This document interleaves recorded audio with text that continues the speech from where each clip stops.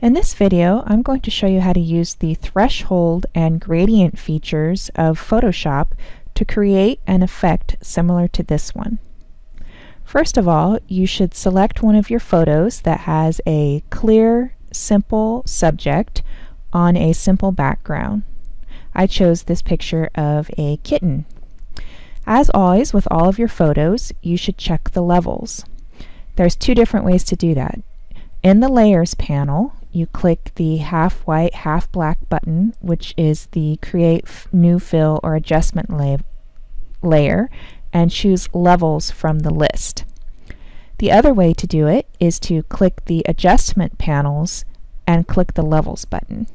If neither of those panels are showing, you can find them under the Window menu and select the one that you want to open. So if I look at the darks, they're fine. If I look at the medium values, they're fine. But when I look at the light values, I have a flat line. So what I'm going to do is click this light value slider and drag it over until I adjust the lightness of my photograph. And that looks much better.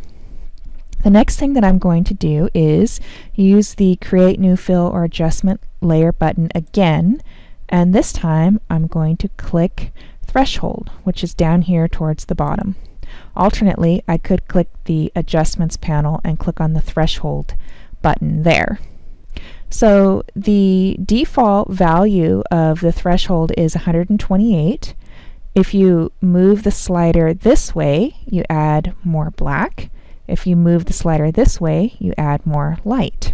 So what I'm going to do is use my judgment for my particular photo, and I think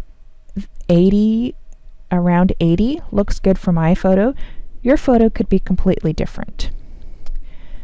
Now what I'm going to do is add some color onto this. So in the Layers panel, I'm going to click the New Layer button, which is down here in the corner, and I created a blank new layer. Then in the Tool panel, I'm going to go down towards the middle to the Gradient tool and click it to select it. Sometimes the Gradient tool could be on the paint bucket function. So if that's the case, you have to click it and hold it, and then you can swap between the tools. So Gradient tool.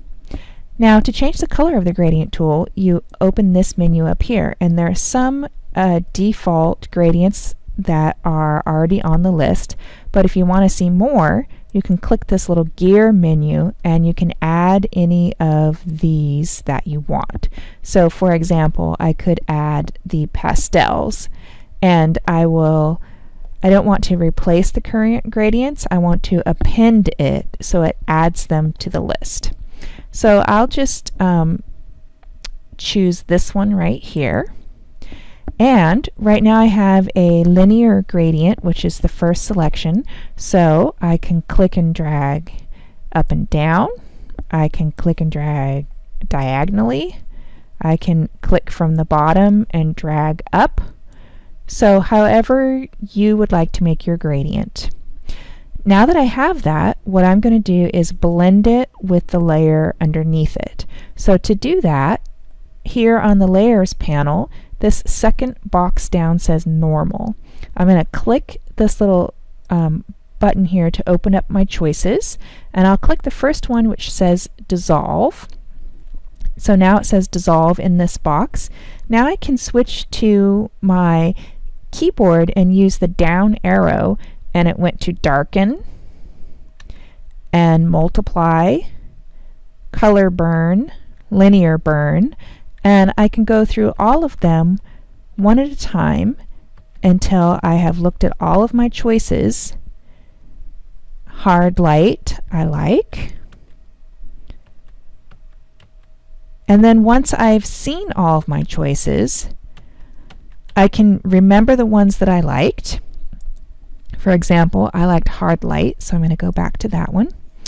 And I think that's the one that I'm going to choose.